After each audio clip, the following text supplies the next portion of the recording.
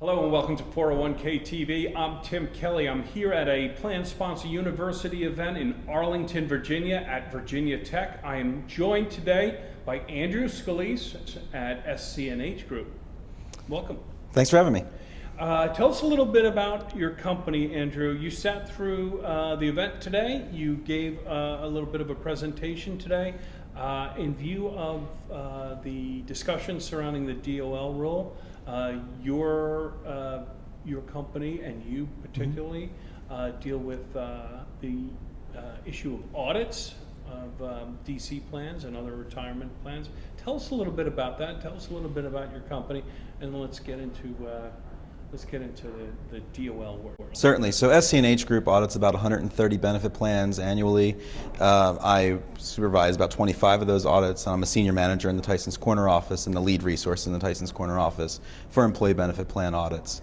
One of the things that we do as part of our audit practice is a little bit of kind of value-added consulting and things for clients that have issues with their benefit plans. And the big thing that honestly for the last 2 years was coming down the pike was the fiduciary rule, kind of DOL guidance on people having to identify themselves as fiduciaries or not fiduciaries before they can service a 401k plan. Okay.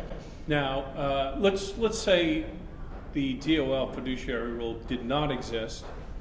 What would you be doing? Would you be involved in those plans? In what capacity? How would you, what is the normal course of your business outside of DOL regulation and the fiduciary rule?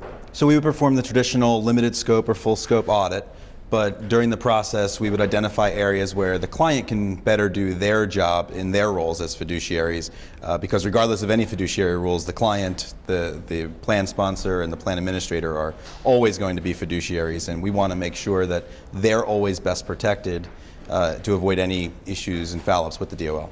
So in the environment right now with the DOL regulations, tell us a little bit about the day-to-day interaction with your clients. So the day-to-day is really focused on making sure that the plan is operating in accordance with the plan document and in accordance with kind of plan management's expectations, and teaching clients how best to work with compliance and work with reviewing their plan, making sure that the payroll's done right, making sure that really the day-to-day stuff that you rely so much on third-party providers to do, making sure that that's still done right. So it's process and best practice, is that a fair statement? Process, best practice, and internal control is kind of our buzzword. Okay, internal control. So now, we're in this really high-stakes world, it seems, and now with President Trump issuing an executive memorandum on the DOL rule. He has asked the agency, the DOL, to evaluate the fiduciary rule, and in two areas specifically. One is it hurting or causing unnecessary burden to the industry, and is it hurting individual participants, maybe limiting their choices because of the reaction of the industry? Is that a fair? That's fair. I think the initial impression is to assume that if it's an order coming out of that administration, that it's just reversing anything that was done under the previous administration. That's frankly not true. But it does have the effect of beginning the process. If they wanted to be able to say, we're going to reverse this rule, then this is how they start the process of doing so. Well, they came out and they said they were going to fight Dodd-Frank, right? That was a separate and very specific, but they didn't do that here. So let me ask you, what's your take on what's going to happen there, right? You've laid out the possibilities. Do you have your own? Chances are they're going to reverse certain provisions of it. The idea being that you could argue that if fiduciaries have to identify themselves and you have TPAs who are fiduciaries and TPAs who are not fiduciaries, the market's going to flee more towards some people are going to flee more towards TPAs that are fiduciaries, but they're going to be more expensive because they're going to be in higher demand. So non-fiduciaries are going to be in less demand, and that might actually hurt participants, or at least some participants in the long run, because you can't expect employers not to want to go for the cheaper option. Right. So, in that environment, are we going to see, we have a certain amount of advisors, for example, who may or may not opt in for this and just may bow out. Are you seeing any of that?